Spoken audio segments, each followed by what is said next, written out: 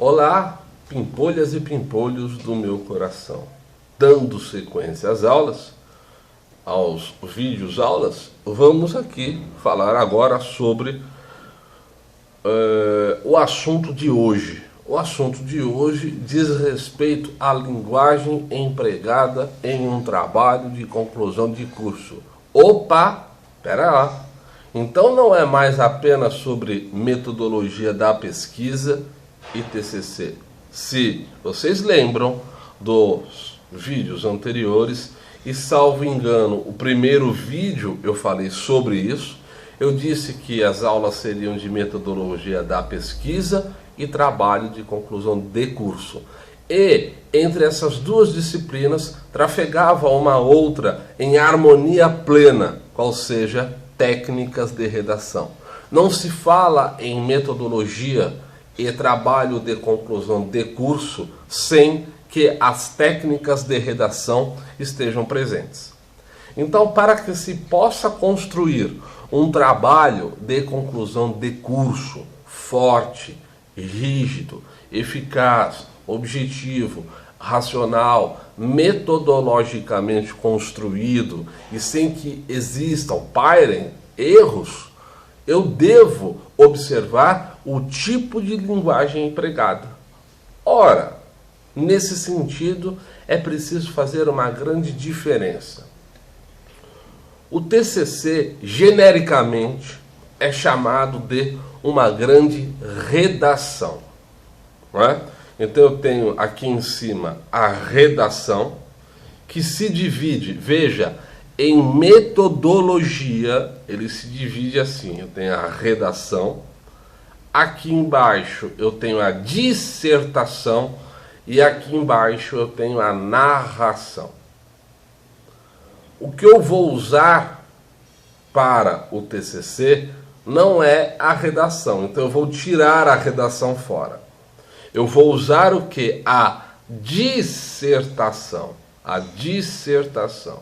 E o elemento dissertativo é aquele em que ele é empregado, desenvolvido, com a observação de algumas regras específicas. E que regras seriam essas? Regras em que as pessoas não podem confundir. Nós já sabemos, não se usa a expressão em TCC, eu acho. Eu entendo, considero, analiso. Só que você não pode falar em primeira pessoa. Considero que a análise constitucional, que diz respeito à dignidade da pessoa humana, fundamentada no inciso 3º do artigo 1º da Constituição Federal de 88, é basilar para a formação da sociedade. Oh, que bonito! Beleza. Só que você não deve usar a primeira pessoa do singular, no caso, o eu. Para o TCC, duas pessoas são usadas. A primeira pessoa do plural. A primeira pessoa do plural é o nós, né? Eu, tu, ele, nós. Então, guardem isso. Primeira pessoa do plural. Existe também uma outra que é chamada forma impessoal. A terceira pessoa do errei. Se a primeira pessoa do plural, o nós, está contida na elaboração do trabalho de conclusão de curso, a primeira pessoa do plural, o nós, está contida no trabalho de conclusão de curso, eu também digo que a forma impessoal também está, também deve estar. E existe uma diferença muito tênue entre uma e outra. A primeira pessoa do plural, o nós, é caracterizado pelo nós, né? Empregamos essa interpretação porque entendemos, empregamos quem? Nós. Essa interpretação porque entendemos quem? Nós. Fundamental estabelecer a diferença entre direitos transindividuais e coletivos. Por exemplo, tá certo? Forma impessoal. Verifica-se a necessidade de uma maior interpretação para que sejam consideradas todas as linhas essenciais da ciência jurídica. Cadê o sujeito nessa frase? Nessa última frase? Não tem. Ah, professor, então a primeira pessoa do plural, o nós. Eu sei que o empregamos é nós. Isso. Ah, então verifica-se. Verifica-se quem? Não tem sujeito. Então é caracterizada a forma impessoal pela ausência do sujeito na frase. Mas, professor, para que é isso? Ah, professor, você parece que é complicado. Não. Isso faz toda a diferença. Serve como mecanismo de atração. Vocês perceberam já alguma vez algum livro que vocês leram e que falaram assim, nossa, essa parte que o autor fundamentou o pensamento dele, nossa, eu concordei com ele em gênero, número e grau. Fatalmente, eu nem vou usar essa expressão, geralmente, a parte com a qual vocês concordaram, ou seja, aqueceram, estava na forma impessoal. Porque a forma impessoal, ela faz, é um estilo, é um recurso usado, através da qual o autor se distancia do público e faz o seguinte, ele emite o seu entendimento.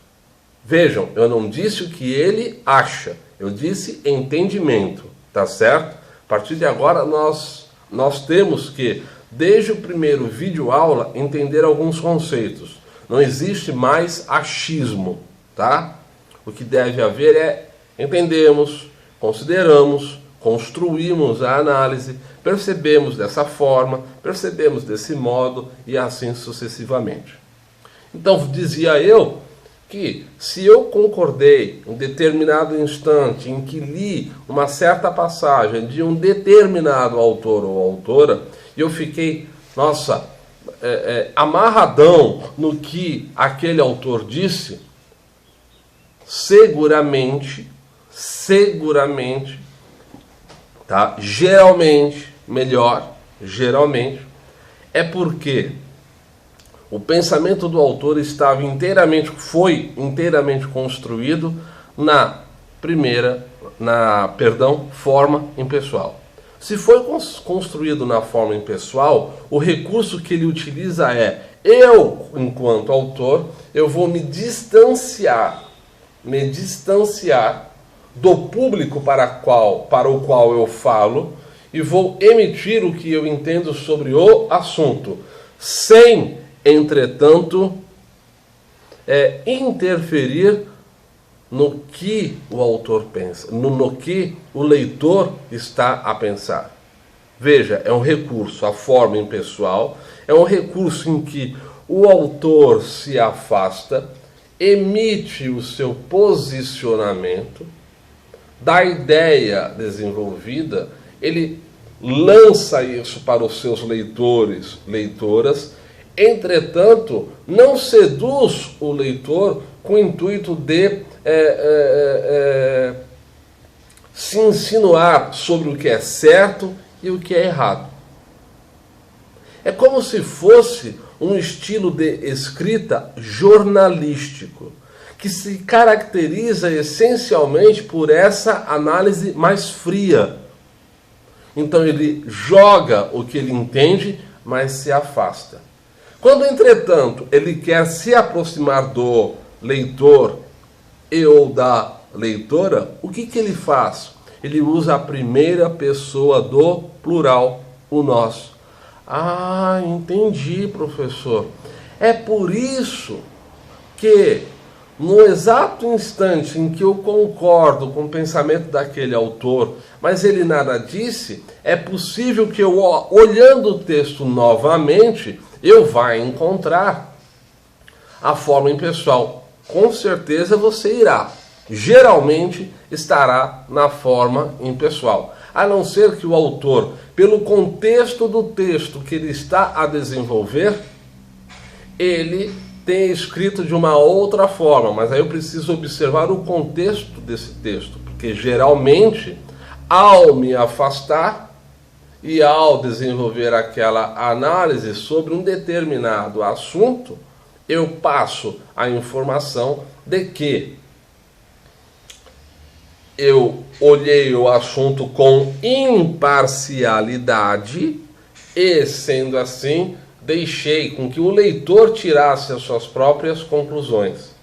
Geralmente está escrito na forma impessoal, onde a inexistência do sujeito é marca característica. De outra monta, se eu quiser gerar uma maior identidade com o público, se eu quiser me aproximar do público, o que eu faço? Eu uso a primeira pessoa do plural. Exemplo, verificou-se a necessidade de desenvolver novas linhas específicas no que diz respeito à relação homoafetiva no Brasil. É evidente que a lei deve estar preparada para abrigar temáticas pulsantes que tocam o cerne da sociedade. Veja, eu não usei nenhum sujeito, eu me afastei e fiz uma análise. Concorda quem quer. Ok? Concorda quem quer. Veja agora. Entendemos que a relação homoafetiva no Brasil ainda precisa avançar, porque não conseguimos entender como uma sociedade do século XXI ainda dorme em conceitos do século XVIII. Veja, é diferente a análise. Eu me aproximo mais, eu me insinuo mais, eu coloco, em verdade, a minha carga pessoal no texto. Mas, professor, quando eu estou a elaborar um TCC, eu não faço isso? Faz. Só que lembrem-se, quando você está a escrever um TCC, você está desenvolvendo uma análise racional. Seja na primeira pessoa do plural, nós, ou na forma impessoal. O que eu não posso é contaminar com achismos o meu pensamento, o pensamento da equipe que está a elaborar o TCC. Beleza? Tranquilinho? Joinha? Então, beleza. Agora, para encerrar, momento jabá, ok? Então vejamos lá. No Facebook, vocês loguem com a conta, tá? Loguem com as suas contas e lá estará escrito, procurem o grupo TCC Simples e Fácil de minha autoria. Então vão lá, grupo TCC Simples e Fácil, onde? No Facebook, beleza?